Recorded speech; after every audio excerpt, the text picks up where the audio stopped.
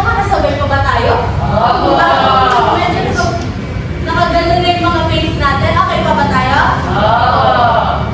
Ngayon naman, ano naman kaya yung kahalagahan ng paggabay na ating pamilya, no? Una dyan ay napapaudlan muna. Napapaudlan ang ating critical na pag-isip. Kasi nauwi na natin o natitimbang na natin kung ano ba yung pwede mangyari kapag hindi tayo nag-iisip ng tama or hindi natin iniisip kung ano yung maaaring kahinatnan or yung mga consequences ng mga actions na ginagawa natin kapag tayo ay nagpapadalos-dalos sa pagpilit ng mga pinuno.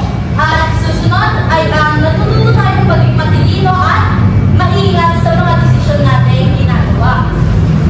Susunod ay pagiging responsable sa bawat aksyon. Meron ba kayong experience na teacher, feeling ko naging responsable ako dun sa action na ginawa ko? Saya? Feeling ko teacher, Ayan. Meron ka bang isang experience na teacher, parang nung ginawa ko to, feeling ko responsable ako sa action na ginawa ko?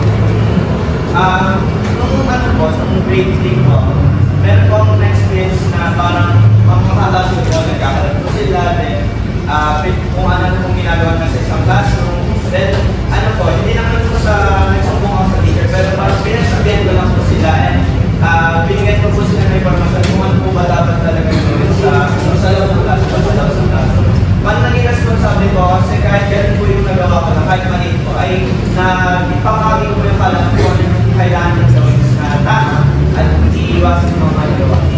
Maraming salamat. Bigyan natin si Saya ng kumbe. 1, 2, 3, go! 1, 2, 3, 1, 2, 3, kumbe! Okay, sabi ni Saya, no? Siya ay or siya yung nag-initiate na kailangan ganito yung ginagawa natin eh. Dapat ganito, hindi tayo